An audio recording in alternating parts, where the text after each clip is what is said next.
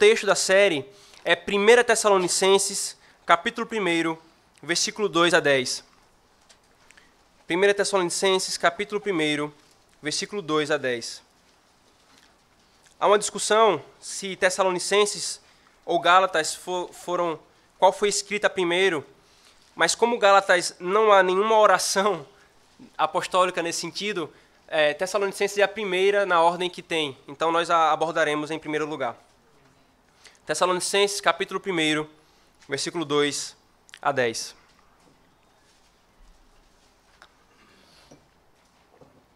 Diz assim a palavra do nosso Deus: Damos sempre graças a Deus por todos vós, mencionando-vos em nossas orações e sem cessar, recordando-nos diante do nosso Deus e Pai da operosidade da vossa fé, da abnegação do vosso amor e da firmeza da vossa esperança em nosso Senhor Jesus Cristo, reconhecendo, irmãos amados de Deus, a vossa eleição. Porque o nosso evangelho não chegou até vós tão somente em palavra, mas, sobretudo, em poder, no Espírito Santo e em plena convicção, assim como sabeis ter sido o nosso procedimento entre vós e por amor de vós. Com efeito, vos tornastes imitadores nosso e do Senhor, tendo recebido a palavra, posto que em meio de muita tribulação, com a alegria do Espírito Santo, de sorte que vos tornastes o modelo para todos os crentes na Macedônia e na Acaia, porque de vós repercutiu a palavra do Senhor, não só na Macedônia e Acaia, mas também por toda parte se divulgou a vossa fé para com Deus, a tal ponto que não temos necessidade de acrescentar coisa alguma, pois eles mesmos, no tocante a nós, proclamam que repercussão teve o nosso ingresso no vosso meio, e como, deixando os ídolos, vos convertertes a Deus, para servirdes o Deus vivo e verdadeiro, e para aguardardes dos céus o seu Filho, a quem ele ressuscitou dentre os mortos, Jesus, que nos livra da ira vindoura. Amém. Vamos orar, irmãos, mais uma vez pedindo a bênção do nosso Senhor. Senhor, nós já cantamos a Tua palavra, já oramos com base na Tua palavra e confessamos os nossos pecados. O solo do nosso coração foi arado por estes meios de graça que o Senhor nos deu. Agora, Senhor, que Teu Espírito plante a palavra em nós. Agora nós queremos ouvir a Tua voz e ver com os olhos da fé a Tua glória. Abençoa-nos, Senhor. Em nome de Cristo. Amém. Irmãos, imagine você na seguinte situação. Você concebe um filho, você tem um filho, em meio a muitas dificuldades ao seu redor. Mas esse bebê nasce com saúde, ele nasce bem. Contudo, poucos dias depois de nascido, você precisa sair fugido da sua casa e tem de deixá-lo sozinho. Se não bastasse isso, você logo em seguida chega a você a notícia de que o seu filho, pelo mesmo motivo pelo qual você foi perseguido, também está sendo perseguido. Como o seu coração ficaria? Como você reagiria a essa situação? Ou quais são os medos que tomariam conta do seu coração e quais são os medos que estariam no coração do seu filho?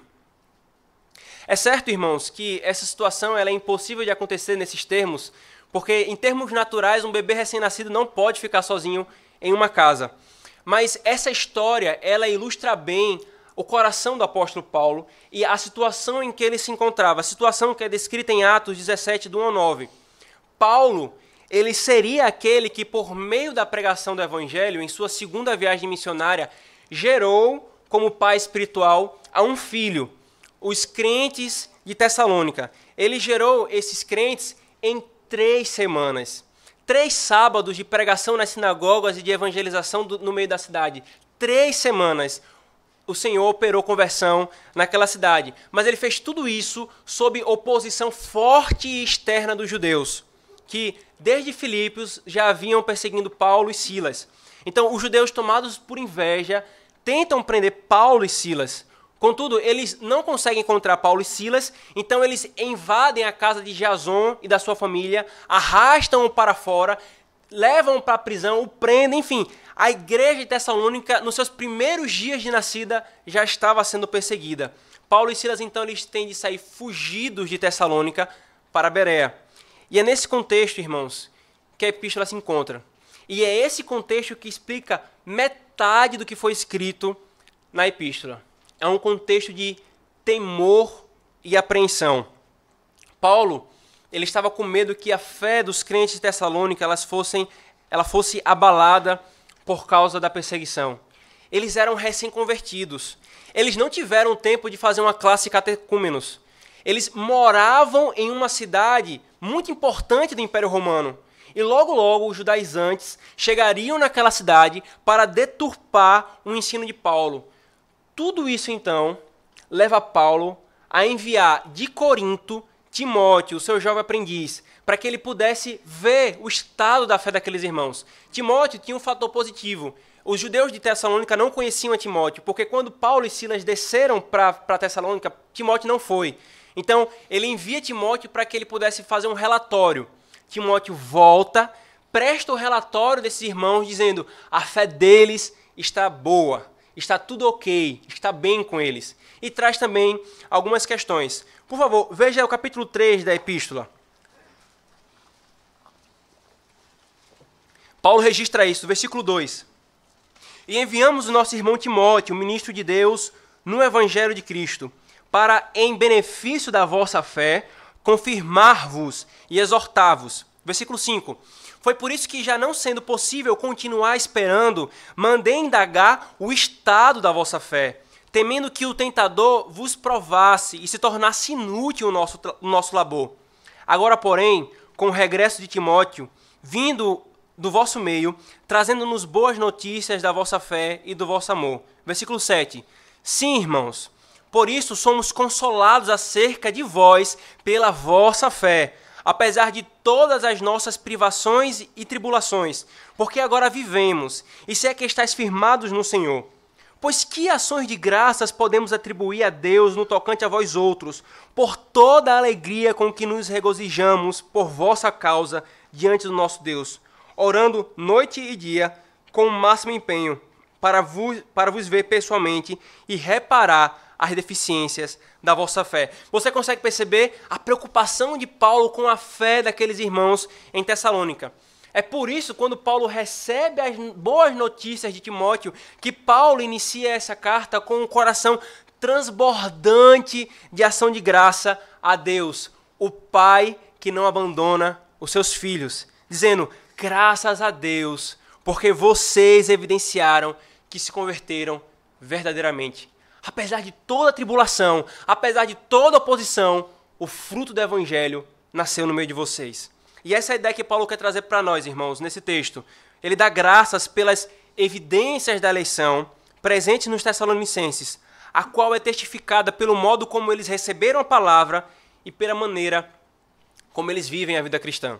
É como se ele quisesse dizer da seguinte maneira, parafraseando esse nosso texto, seria: porque nós reconhecemos a eleição de vocês, é que damos graças a Deus, por vocês a terem evidenciado, e isso mesmo em meio a tanta dificuldade. Os porquês de nós reconhecermos e darmos graças é que, imitando a nós e ao Senhor Jesus Cristo, vocês vivem como eleitos, receberam a palavra de Deus como eleitos, espalharam a palavra de Deus como eleitos e têm testemunho dos outros como eleitos. Essa, irmãos, é a estrutura do nosso texto e da nossa exposição, que será baseada, que terá o seguinte tema, a fim de aclarar as ideias para nós: as evidências da eleição. As evidências da eleição. Por favor, veja, preste atenção nesse trecho que eu vou ler para você. Até então, eu não estava totalmente persuadido de que tinha fé em Cristo.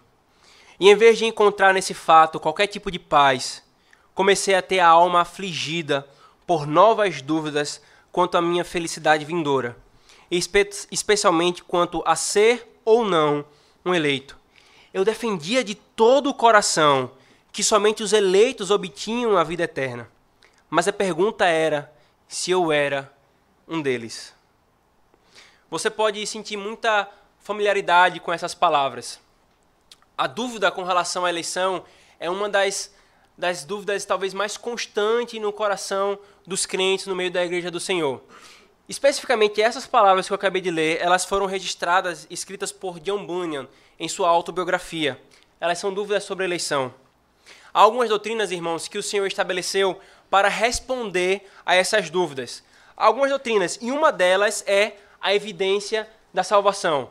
E quando nós falamos de evidências da salvação, ou evidências da eleição, nós nos referimos àquela doutrina que está dentro de duas outras doutrinas. A doutrina dos decretos de Deus e a doutrina das boas obras. Ambas procuram tanto consolar quanto exortar os crentes à obediência. Elas trazem, a doutrina das evidências trazem tanto consolo quanto também exortação, encorajamento e estímulo para que o crente ele possa viver em obediência. Por exemplo, 2 Pedro, capítulo 1, versículo 10, Pedro ele exorta os crentes dizendo: por isso, irmãos, procurai com diligência cada vez maior confirmar a vossa vocação e eleição, porquanto, procedendo assim, não tropeçareis em tempo algum. Irmãos, então toda tentativa na Escritura de estabelecer características ou de descrever como o crente é uma tentativa de mostrar o que evidencia a filiação divina, o que evidencia os verdadeiros filhos de Deus. Por exemplo, também a nossa confissão de fé, no capítulo 3, na seção 8ª, quando trata dos decretos de Deus, diz o seguinte: atendendo à vontade revelada em sua palavra e prestando obediência a ela, os crentes possam, pela evidência da sua vocação eficaz, certificar-se da sua eterna eleição. A nossa mesma confissão, no capítulo 16, seção 2, quando trata das boas obras, ela também diz: estas boas obras, as que foram ordenadas na palavra de Deus, feitas em obediência aos mandamentos de Deus, são o fruto e as evidências de uma fé viva e verdadeira. Portanto, a doutrina das evidências, ela flui da doutrina da eleição. Elas não foram dadas para que nós fundamentemos a nossa salvação nelas. O fundamento da nossa salvação não são as evidências da salvação. O fundamento da nossa salvação é Cristo e a sua obra. Contudo, as evidências elas devem ser buscadas não para a salvação, como já falei, mas já estando salvo, por obediência, por louvor a Deus, pela glória do Evangelho, isto é, para que o Evangelho não seja desonrado e como uma das fontes de uma boa consciência, de uma paz de consciência.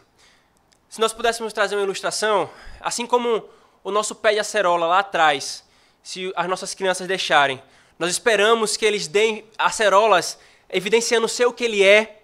Assim também, espera-se que um crente evidencie a sua salvação por certas marcas. Como falou um puritano chamado Richard Sibbes, umas poucas uvas mostram que a planta é uma vide e não um espinheiro. Enquanto a justificação pela fé, irmãos, traz paz com Deus, a evidência da salvação, ela é uma das fontes cooperadoras para a paz na consciência e um adorno para a Igreja de Cristo. Nós não podemos sondar os decretos de Deus, e aqui é importante fazer essa salvaguarda, mas Ele, na providência, desnuda paulatinamente para nós. Dessa forma, as evidências da eleição são o desnudar do decreto eletivo de Deus em seu povo. Esse texto que nós lemos é uma ação de graça de Paulo. Veja, por favor, o versículo 2. Paulo diz: damos sempre graças a Deus por todos vós, mencionando-vos em nossas orações e sem cessar. Então, que tipo de oração é essa? Existem diversos tipos de orações. Essa oração aqui é chamada de oração de ações de graça. Nessa oração, Paulo ele agradece ao Senhor porque os tessalonicenses, em condições adversas, evidenciaram que eram eleitos e que experimentaram a verdadeira conversão. Veja, por favor, o versículo 4. Paulo diz: reconhecendo, irmãos, amados de Deus, a vossa eleição. Percebe, irmãos? A causa da ação de graças do apóstolo Paulo é o reconhecimento da eleição, e a causa da eleição é o amor de Deus. E é interessante porque na nossa tradução em português não fica claro essa ordem de causa e efeito. Mas no grego, nos tempos e modos verbais que Paulo utiliza aqui, a maneira como ele dispõe os verbos é: o reconhecer a eleição é a causa e precede a ação de graças. Então ele antes reconheceu e reconhece que os crentes são eleitos. Então, porque reconheceu que eles são eleitos, ele passa a dar graças por isso. No nosso texto a ordem fica: damos graças, para depois reconhecendo, irmãos. Mas a ordem é: eu reconheço que vocês são eleitos, a minha ação de graças, o meu reconhecimento precede a ação de graças, e então eu agradeço. E aí ele diz: porque nós reconhecemos a eleição de vocês, é que damos graças a Deus, porque por vocês terem a evidenciado, e isso mesmo em meio a tanta dificuldade. Os porquês de nós reconhecermos e darmos graças é que, imitando-nos e ao Senhor, vocês vivem como eleitos, receberam a palavra de Deus como eleitos, espalharam a palavra de Deus como eleitos e têm bom testemunho de outros como eleitos. Vejamos então, irmãos, primeiro essa primeira característica de viverem como eleitos. Por favor, versículo 3.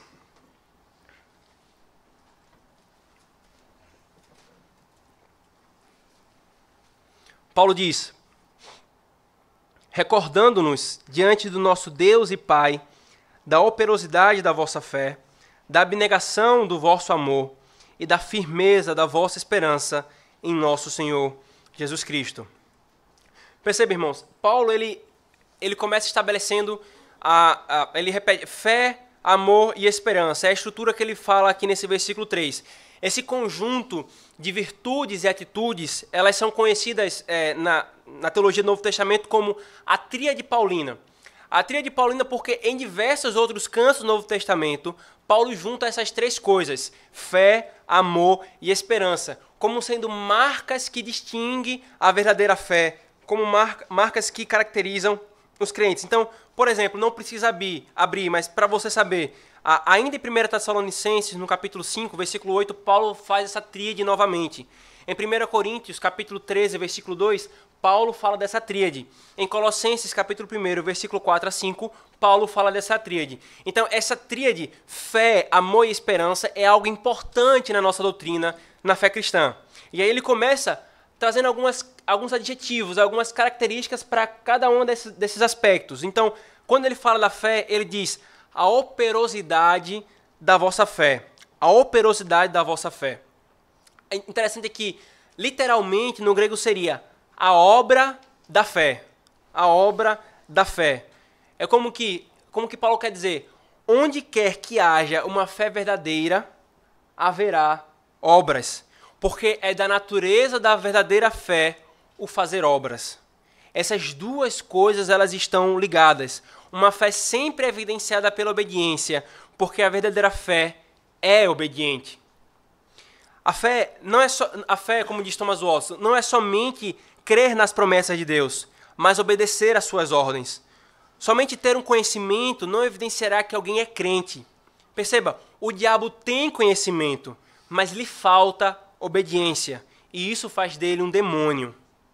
A fé conduz à obediência, e a obediência só pode ser operada pela fé. Conforme Paulo fala lá em Romanos, capítulo 1, versículo 5. Eu sou apóstolo para chamar os gentios à obediência por fé.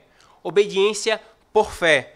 Muitos eles gostam de colocar Paulo contra Tiago, dizendo que a ideia de fé de Tiago é diferente da ideia de fé de Paulo e vice-versa. Mas o que Paulo está falando aqui é exatamente a mesma coisa que Tiago fala lá no capítulo 2, que é: a fé, ela é viva quando ela é evidenciada com obras.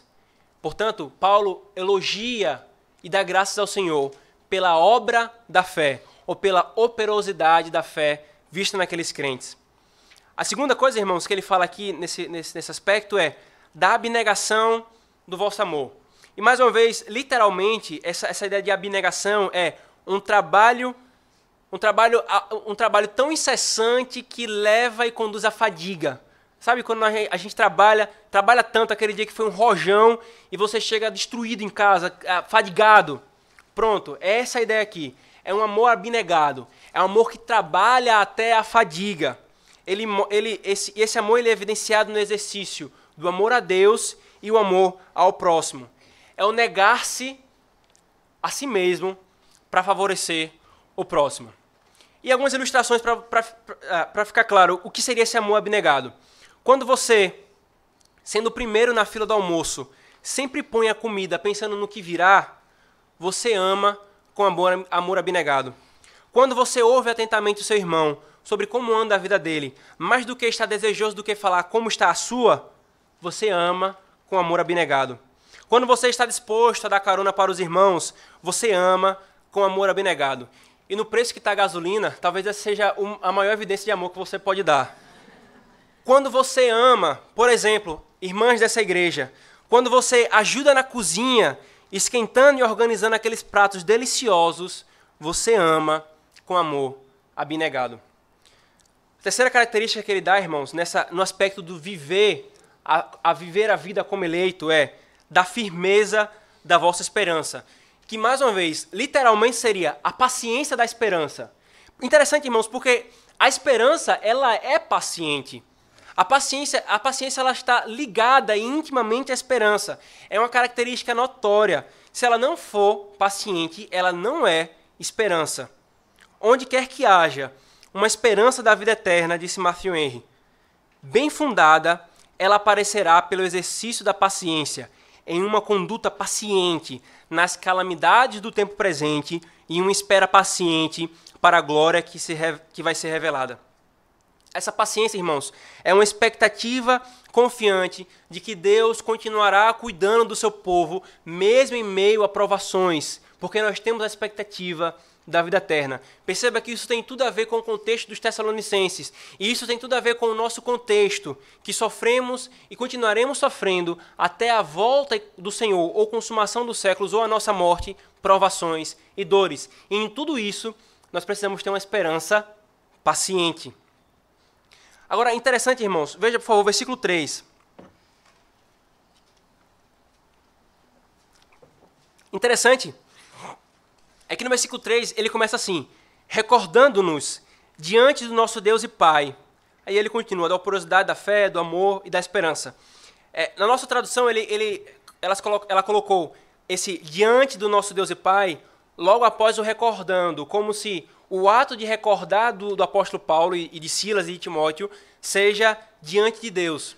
Mas é interessante que também no grego e outras traduções colocam esse diante de Deus, nosso Pai, no final. Como que, e é isso que eu concordo, como que a operosidade da fé, a abnegação do amor e a paciência na esperança, elas são feitas diante de Deus. A expressão que já se tornou comum aqui no nosso país, coram Deo, é uma vida que é conduzida em sinceridade porque Deus a contempla. E Matthew Henry, comentando esse trecho, ele diz, é um sinal de sinceridade, quando em meio a tudo que fazemos, nos esforçamos para sermos aprovados, não pelos outros, mas por Deus, e fazemos o que é justo aos olhos de Deus. A obra da fé, o trabalho do amor e a paciência da esperança são sinceras quando elas são realizadas debaixo dos olhos de Deus. E aí se você pensa assim, eu vou amar o meu irmão aqui na frente do pastor para ele contemplar o meu amor abnegado. Você já escorregou no alvo. Eu não quero dizer com isso, irmãos, que nós não devemos amar aos nossos irmãos na frente dos outros, porque senão você vai para outro extremo. Você vai assim, irmão, eu não vou te amar aqui porque os outros estão vendo. Então deixa os outros fecharem os olhos, eu sair, eu vou te amar. A ideia não é essa. O ponto é a motivação. Como nós fazemos essas três virtudes. Ame na frente dos outros, ame quando os outros não estiverem olhando, mas que em tudo isso a motivação seja porque Deus está olhando, porque Ele quer sinceridade de mim. O oposto dessa tríade, irmãos, o oposto da fé obediente, do amor abnegado e da esperança paciente o oposto da fé operosa é a desobediência e a hipocrisia. O oposto ao amor abnegado é o egoísmo. O oposto à esperança é uma vida pautada nesse mundo. O oposto a essa tríade são marcas de um ímpio e não de um crente. E não de um crente. E aí nós chegamos na segunda característica que Paulo diz, no segundo motivo de louvor que evidencia a eleição desses crentes. Versículos 5 e 6, por favor, veja comigo.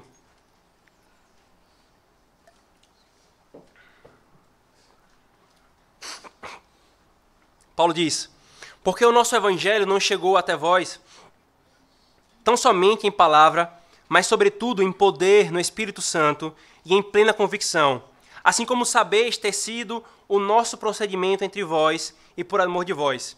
Com efeito, vos tornastes imitadores do nosso e do Senhor, tendo recebido a palavra, posto que em meio a muita tribulação e com alegria do Espírito Santo. Percebe, irmãos? Versículo 5, especificamente. Paulo diz: o nosso evangelho não chegou até vós tão somente em palavra, mas, sobretudo, em poder no Espírito Santo e em plena convicção. Essa aqui, nós poderíamos fazer uma exposição só sobre esse versículo, falando sobre as marcas de uma verdadeira pregação. Mas o ponto aqui que Paulo quer ressaltar, para que nós continuemos no nosso argumento, é que foi assim que nós pregamos a palavra de Deus a vocês. Nós pregamos a palavra de Deus com fidelidade, e vocês receberam dessa forma. Paulo está falando isso aqui também, irmãos, porque mais à frente, no capítulo 2, Paulo ele vai refutar acusações que os judeus e os judaizantes lançavam contra a sua pregação. Então ele está dizendo: eu não preguei de qualquer jeito, eu não preguei como ímpio, eu preguei em palavra, no poder, no Espírito e com plena convicção.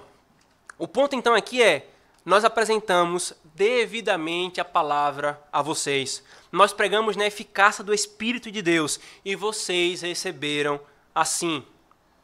Nenhum não eleito receberia a palavra pregada como vocês receberam. É isso que Paulo está querendo dizer. Nenhuma pessoa que não seja eleita, ela receberia a palavra como vocês recebem. Paulo vai dizer mais à frente, se você puder abrir no capítulo 2 de Tessalonicenses, versículo 13. Ele diz: tendo vós recebido a palavra tendo vós recebido a palavra que de nós ouvistes, que é de Deus, acolhestes não como palavra de homens, e sim como em verdade a palavra de Deus, a qual com efeito está operando eficazmente em vós, os que credes. Portanto, o que Paulo quer estabelecer aqui essa é a marca de um convertido, de um eleito, de um homem piedoso. Ele recebe e aceita a palavra de Deus para si. Ele recebe e aceita a palavra de Deus para si. Essa, inclusive, irmãos, o não aceitar a palavra, o não receber a palavra, é uma das maiores marcas da apostasia de Israel no Antigo Testamento. Um dos pecados mais mencionados do povo de Israel, aquele Israel que fazia parte da igreja visível, mas não fazia parte da igreja invisível. Por favor, abra Jeremias capítulo 6, versículo 10 e 19.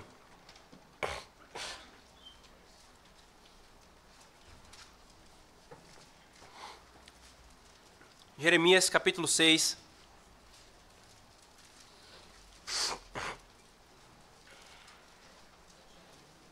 Veja a acusação que o Senhor traz por meio do profeta Jeremias. A quem falarei e testemunharei para que ouçam? Eis que os seus ouvidos estão incircuncisos e não podem ouvir. Eis que a palavra do Senhor é para eles coisa vergonhosa, não gostam dela. Versículo 19. Ouve tu, ó terra, eis que eu trarei mal sobre este povo, o próprio fruto dos seus pensamentos, porque não estão atentos às minhas palavras e rejeitam a minha lei. Perceba, essa é uma das maiores características da impiedade, é rejeitar a palavra do Senhor. Paulo diz tanto que eles receberam a palavra, quanto como eles receberam a palavra. Eles receberam a palavra, veja, em muita tribulação e com a alegria do Espírito Santo. As tribulações eu já falei, a perseguição que os crentes tessalônicos estavam sofrendo, a exemplo de Jason e de sua família, que foi arrastado da sua casa e foram postos em cadeias. Mas o importante ressaltar aqui é como eles receberam. Eles receberam com a alegria do Espírito Santo. Não foi com uma alegria produzida pela carne, ou uma alegria por algo natural neles mesmos, mas pelo Espírito Santo. É essa alegria que leva à obediência. Jeremiah Burroughs, irmãos, o puritano Jeremiah Burroughs, ele fala acerca dessa alegria verdadeira, a alegria do Espírito Santo ao receber a palavra. Veja o que ele diz. Ele diz assim: a verdadeira alegria em receber a palavra pela pregação é aquela que surge da apreensão das excelências espirituais que se encontram na palavra. Essa é a palavra que revela Deus e Cristo à minha alma. É essa palavra que se aproxima da minha alma para mortificar as minhas paixões e santificar o meu coração. É isso que me faz regozijar na palavra, a santidade e a excelência espiritual que vejo nela. Essa é a alegria do Espírito Santo. Se essa, irmãos, se essa é a evidência da eleição, se a maneira como eu recebo a palavra é a evidência da eleição, a pergunta é: como anda a sua relação com a palavra de Deus? Em especial, a palavra pregada, dia do Senhor após dia do Senhor. E aí você pode, e provavelmente, talvez, você possa estar desprezando essa palavra. Mas como você despreza? Talvez você haja com um desprezo intelectual. O achismo e a soberba que veste a ignorância. Não se submetendo à palavra fielmente pregada porque você acha que tem uma opinião e mais entendimento que o pregador. Você se esconde dizendo a seguinte coisa: mas você é homem, eu posso discordar de você. Mas é claro que você pode. Contudo, se você está discordando da pregação fiel, cuidado, você se opõe ao próprio Deus. Ontem, um jovem da nossa igreja compartilhou no grupo: se um juiz dá um veredito sentado na sua cadeira, todos escutam. Se um rei fala, todos prestam atenção. Quando chegarmos à palavra de Deus, devemos pensar assim conosco. Devemos ouvir Deus falando neste pregador. Portanto, é dito de Cristo que ele nos fala do céu. Cristo fala em seus ministros, como um rei fala na pessoa de seu embaixador, Thomas Watson. E mais, muitos se põem a discordar das fiéis disposições de ministros sem considerar ou respeitarem a formação, a ordenação e o preparo dos tais. É interessante porque raramente você encontra um não formado em engenharia chegar para um engenheiro civil e dizer: eu acho que você não projetou aquela viga corretamente, eu discordo de você. Ou raramente uma pessoa não formada em programação chega para um programador dizendo assim: eu acho que essa função não devia estar nessa linha. Mas comumente chegam para o ministro do Evangelho em ignorância e arrogância, numa atitude de desprezo pela palavra pregada, dizendo: pastor, eu discordo do senhor. Acho que essa doutrina não é assim. Nunca mudarei a minha vida por causa disso. E é de achismo em achismo que muitos resistem à palavra proclamada. Ou talvez você não rejeite intelectualmente. Talvez você diga assim: não, eu concordo, né? Eu tenho estudado a palavra, eu tenho confiado, visto que o pregador da palavra, que domingo após domingo prega aqui, ele está sendo fiel à Escritura Sagrada. Mas ainda existe uma outra maneira de você rejeitar a palavra pregada. É quando você rejeita ela moralmente. Domingo após domingo, ouve a palavra pregada, mas não há transformação. Não há nem sequer uma tentativa séria de viver o que foi pregado. Por exemplo, fala-se sobre instrução bíblica contra o casamento misto, e você logo diz: isso é retrógrado. Fala-se sobre a instrução bíblica acerca de como lidar com o dinheiro, e você logo abre a boca para dizer: eu decido usar o meu dinheiro como eu quiser. Fala-se sobre a instrução bíblica acerca do dia do Senhor, e você logo aponta o dedo: isso é neopuritanismo. Fala-se sobre a instrução bíblica acerca de questões morais e políticas, e você logo diz: eu milito pelo partido e ideologia que eu quiser. Você é um religioso, hétero, fascista, opressor. Cuidado. Se essas coisas caracterizam você, eu não tenho nenhum pesar em dizer que talvez você não seja verdadeiramente convertido, ou no mínimo, uma ovelha muitíssimo rebelde. E eu não estou falando uma ovelha do pastor Paulo ou do conselho. Estou falando uma ovelha do Senhor Deus, que se opõe contra a instrução da palavra dele. Receber humildemente a palavra pregada de Deus, Tiago capítulo 1, versículo 21, é a marca de uma eleição. As ovelhas ouvem a voz de Cristo. O mundo não ouve a voz de Cristo e nem a voz dos seus ministros. É o que João fala lá em 1 João, capítulo 4, versículo 6. Mas os verdadeiros crentes ouvem a palavra de Cristo e a recebem como tal. Crente, preste atenção nisso. Cristo, o Filho de Deus encarnado, amou e aceitou a palavra de seu Pai. Ele assim o fez para que você, pelo poder da obra dele e confiando nele, pudesse assim fazê-lo. Aceite a palavra de Deus.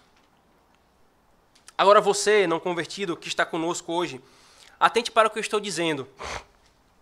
O Senhor levantou seus ministros e seus embaixadores, representantes seus na proclamação do Evangelho. Quando eles abrem a boca, estando em fidelidade à palavra de Deus, são o próprio Deus falando a você. Despreze-os e você despreza a palavra de salvação. Mas talvez você não despreza descaradamente. Afinal, você talvez tenha vindo domingo após domingo aqui. Contudo, é exatamente porque você vem domingo após domingo sem entregar a sua vida a Cristo é que você despreza friamente a palavra de Deus pregada aqui. O alerta é: não despreze. Nela você encontra vida e salvação. Ouça os apelos dos ministros fiéis e pregadores da palavra.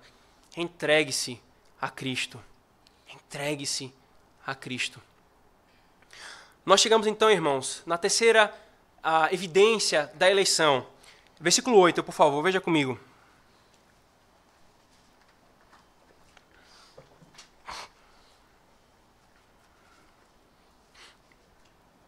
Porque de vós repercutiu a palavra do Senhor, não só na Macedônia e Acaia, mas também por toda a parte se divulgou a vossa fé para com Deus, a tal ponto de não termos necessidade de acrescentar coisa alguma.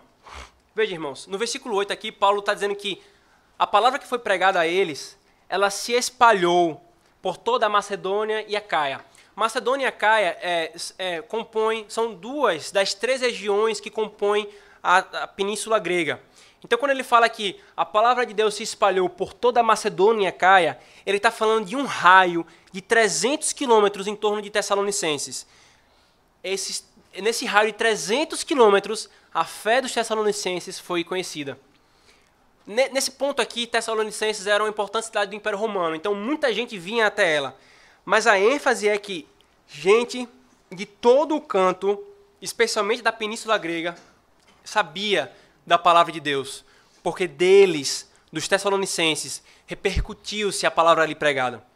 E é interessante, irmãos, veja, ele diz, de vós repercutiu a palavra de Deus. Quando Paulo usa esse verbo repercutir no grego, é a ideia de ressoar, de soar, algo que emite som, como uma trombeta. E quando ele usa o verbo para repercutiu, ele diz, quando vocês se converteram, vocês começaram a proclamação e até hoje vocês continuam repercutindo. Até hoje vocês continuam proclamando a palavra de Deus. Até hoje de vocês se repercute a palavra de Deus. E o que é que eles espalharam? Experiências especiais, testemunhos particulares, programações? Não. Eles repercutiram, eles espalharam a palavra de Deus. Veja, no versículo 5, Paulo diz, nosso evangelho. Versículo 6, a palavra. Versículo 8, a palavra de Deus. E ainda no versículo 8, a vossa fé para com Deus, ou seja, aquilo que vocês creem acerca de Deus. Isso foi de tal forma que os apóstolos não precisavam mais, Paulo diz, nem sequer pregar naquelas regiões, porque por causa da obra de pregação dos tessalonicenses, a palavra foi conhecida. Com isso, irmãos, o que se tem uma das evidências da eleição é a proclamação do evangelho feita pública e privadamente. Pública e privadamente. O que nós chamamos de evangelismo. Essa ideia de que a eleição é uma das marcas, a pregação é uma das marcas da eleição, Pedro fala lá em 1 Pedro, capítulo 2, versículo 9. Por favor, abra para nós vermos esse texto.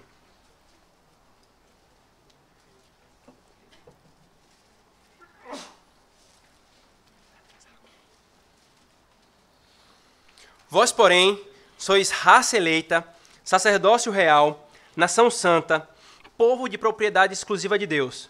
Aí veja, vocês são raça eleita. Vocês são tudo isso para quê? Ele vai dizer, a fim de proclamardes as virtudes daquele que vos chamou das trevas para a sua maravilhosa luz. Então veja, a proclamação do evangelho é a marca da eleição. Hoje, as igrejas, elas querem inventar todo tipo de coisa para fazer evangelismo. Algumas coisas até esdrúxulas, absurdas. E o fazem de tal forma que chegam a pensar que se não for ou não tiver tais e tais coisas, então não é evangelismo. E aqui, nós temos um pensamento simples que rebate essa ideia errônea. Pare e pense na simplicidade e na naturalidade como a pregação do evangelho ocorria com os crentes do primeiro século. Pense, o que não seria exagero e não seria especulação. Pense que isso ocorria na dinâmica da vida, dia a dia, nas oportunidades e nas proclamações públicas da pregação do Senhor. E aí, alguém pode objetar, mas isso era a cultura deles, a nossa é outra. A resposta é, Deus se revelou a nós em essa cultura simples para nos mostrar que o essencial e o necessário para a pregação do Evangelho é simples. Preste atenção, irmãos, porque há alguns outros perigos também que no nosso contexto têm se vinculado. Por exemplo, alguns erram a tal ponto, alguns pegam esse ponto que é verdadeiro, correto e piedoso. Veja, eu estou afirmando, a pregação do evangelho é a marca da eleição, é uma das marcas da eleição. Mas há aqueles que pegam isso e dizem que a evangelização é o fim último da existência da igreja.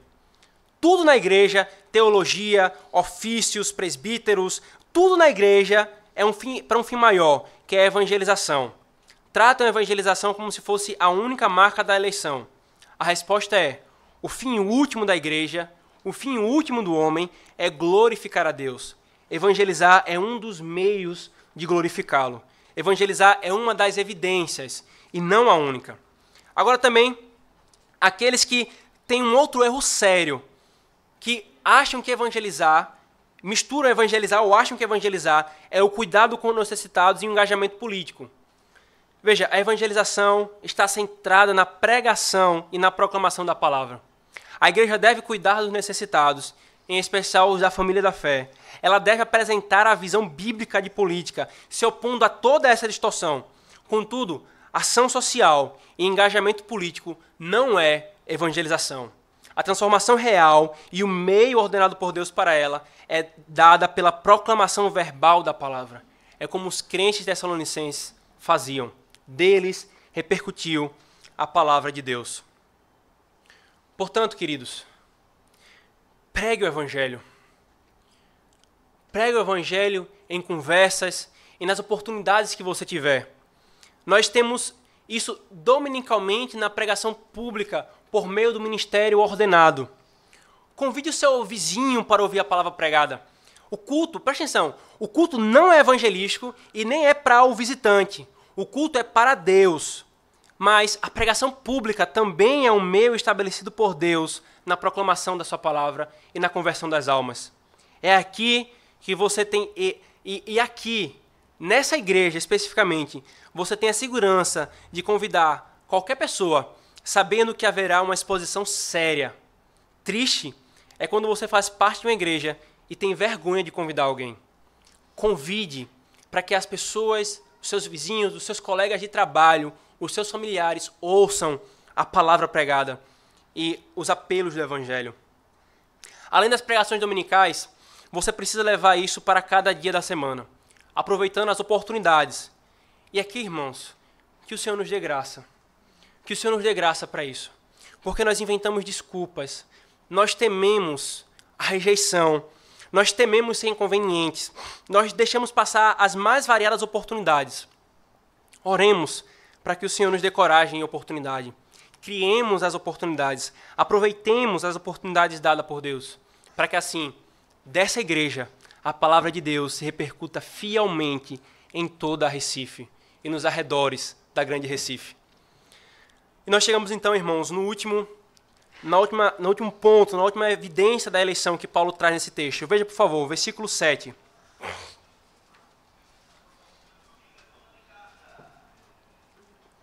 Paulo diz: de sorte que vos tornastes um modelo para todos os crentes na Macedônia e na Acaia. Versículo 9. Pois eles mesmos, no tocante a nós, proclamam que repercussão teve o nosso ingresso no vosso meio, e como, deixando os ídolos, vos convertestes a Deus, para servirdes o Deus vivo e verdadeiro, e para aguardardes do céu o seu Filho, a quem ele ressuscitou dentre os mortos, Jesus, que nos livra da ira vindoura. Veja, irmãos, no versículo 7, Paulo diz: vocês se tornaram modelos para outros crentes. No versículo 9 ele diz: e eles relatam, essas pessoas elas relatam as nítidas boas consequências que surgiram no meio de vocês como um fruto do nosso trabalho aí. E aí no versículo 10 ele diz que consequência é essa e o que é que especificamente esses outros crentes ou essas outras pessoas dizem acerca dos Tessalonicenses. E isso é as marcas de uma verdadeira conversão. Esse ponto, irmãos, acerca das marcas de uma verdadeira conversão, ele merece uma maior atenção. Então, em uma outra ocasião, eu ainda voltarei para essa mesma oração e trabalharemos as marcas da verdadeira conversão. Mas o ponto afirmado aqui é o testemunho dos demais habitantes dessa região sobre a conversão e a vida dos Tessalonicenses. O testemunho, o bom testemunho para com os de fora é uma evidência da eleição. Não é à toa, irmãos, que Paulo estabelece como uma das importantes características para se escolher os oficiais de uma igreja. Porque o evangelho não pode ser desonrado e o crescimento do reino não pode ser impedido por causa de mau testemunho. As transformações do evangelho feitas em nossas vidas devem ser perceptíveis a todos. A ideia aqui, irmãos, não é que nós fiquemos procurando oportunidades para mostrar: vejam como eu mudei. Não é isso. Mas é algo natural que todos vão percebendo.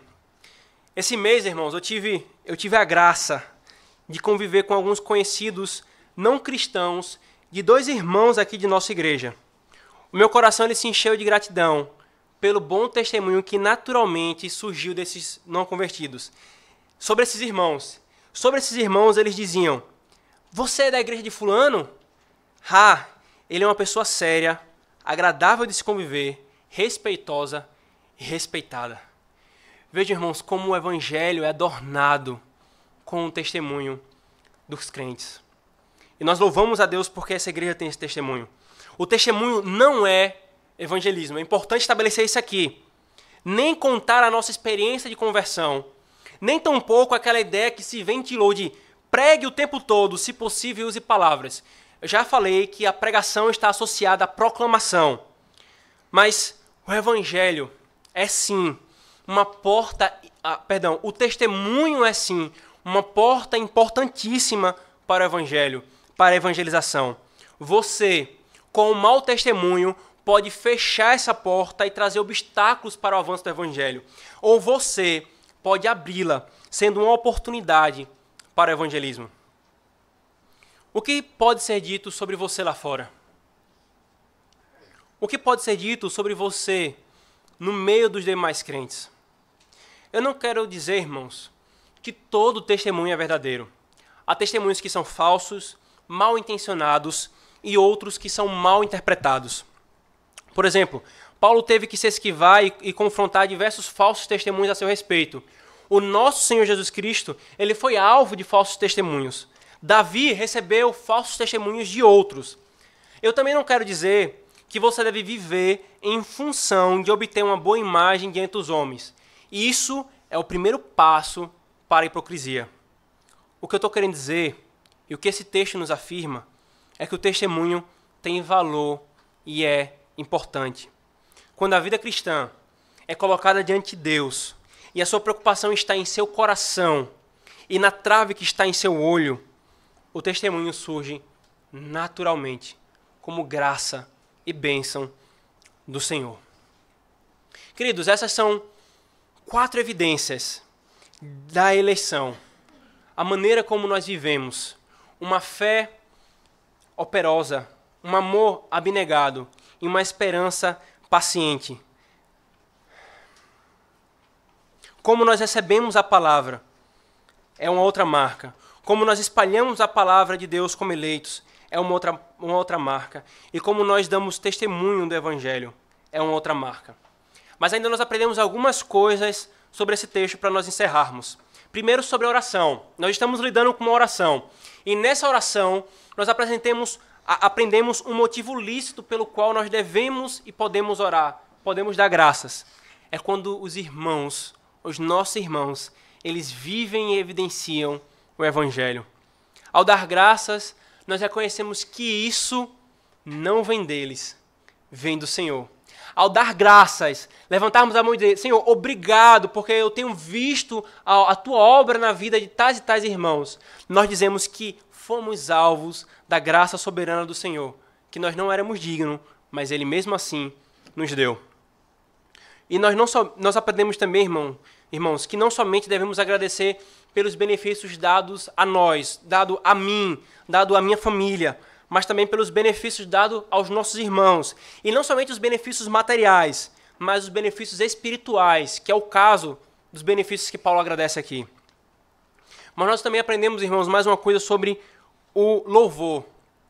Externar elogios aos nossos irmãos. Não tanto para exaltar a pessoa. Isso deve ser evitado de todas as formas. Nem desejar ser elogiado de volta. Então, eu vou elogiar aqui fulano para fulano me elogiar de volta. Ou ser caçador de elogios. Mas é elogiar, objetivando a exortação, isto é, um encorajamento para que este irmão continue no bom caminho, dando sempre glória a Deus. E no contexto, irmãos, dos Tessalonicenses, perceba como isso foi importante e significativo. Porque eles estavam sendo perseguidos. E eles ainda estavam novos na fé. Então eles poderiam ser tentados a achar que não eram verdadeiros crentes. Ou que Deus estava castigando eles por alguma coisa. Com esse louvor, Paulo mostra que não. Vocês são amados de Deus. E vocês evidenciam que foram salvos. Continuem firmes. Nós agradecemos a Deus pela vida de vocês. Continuem firmes nessa fé. E por último, irmãos, nós temos acerca do tema central desse texto, que é as evidências e as crises da consciência. As dúvidas quanto à sua eleição é algo comum em muitos crentes. São uma das crises de consciências mais comuns no meio da igreja. Talvez você seja como Jambanya, mas perceba, ele encontrou conforto em Cristo. Se você continuar lendo a autobiografia dele, ele diz que encontrou conforto em Cristo e não nas evidências. Por isso, procure as evidências, mas não descanse nelas. Procure porque o próprio Deus, sendo eleito de Deus, ele evidenciou que era esse eleito. E por sua obra, ele dá frutos em você. Mas não confie nas evidências, porque elas não foram dadas e feitas para se confiar nelas. Elas são inconstantes, porque nós somos inconstantes. Confie nelas para a salvação e você não terá certeza alguma da sua salvação. O puritano Joseph Alleine, falando sobre estes que confiam nas evidências, diz: muitos descansam no lado externo da religião e no cumprimento exterior de seus deveres sagrados. E muitas vezes isso engana efetivamente os homens e certamente os invalida mais do que a impiedade, a semelhança do que acontece com os fariseus, descansando na obra feita e falhando no trabalho do coração, no poder interior e na vitalidade. Cuidado com a confiança nas evidências. Se alguém perguntar para você, como você sabe que é salvo? Né? Como alguns acham, que arrogância é essa vocês acharem que é salvo? Né? E aí, o pastor Paulo, inclusive, compartilhou recentemente uma situação aqui no púlpito. Mas se alguém perguntar para você, como você sabe que você é salvo? E então, se você responder, é porque, veja, eu faço isso e aquilo outro. Você está confiando nas evidências. Você está confiando nas suas obras. Mas se você responder, porque Cristo fez por mim, aí a pessoa fala assim, certo, Cristo fez por você, mas prove que isso que Cristo fez por você é seu. Aí você fala, porque eu estou unido a Cristo, mas como eu consigo perceber isso? Veja os frutos que Cristo tem produzido em mim, pela graça dele. Mas se você ainda se aflige com dúvidas sobre sua eleição, saiba que um não eleito nunca se importaria, nem se esforçaria por isso. Se você se importa e se esforça por viver de maneira digna da vocação que recebeu, então, meu amado, receba esse consolo. Você é um eleito. O não eleito, ele não está nem aí para isso. O não eleito, ele vive a vida sem se importar com essas coisas. Que o Espírito de Deus, por meio desse texto, encoraje os que andam cambaleando, desperte os negligentes, chame a atenção dos que são tentados a confiar em suas evidências e tire o chão dos diferentes. Descansemos, irmãos, todos nós, na obra de Cristo, confiando no Senhor, e clamemos a Deus e busquemos as evidências da eleição. Que o Senhor nos abençoe. Vamos orar, irmãos.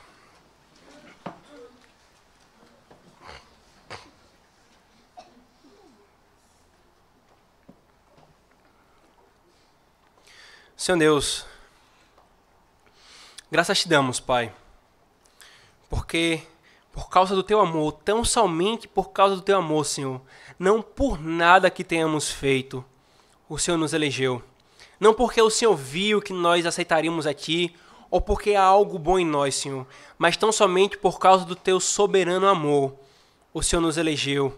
Nós que éramos dignos de morte, nós que merecíamos, por estarmos unidos a Adão no pacto de obras, a condenação eterna e justa punição pela quebra desse pacto, Senhor. Mas o Senhor nos elegeu.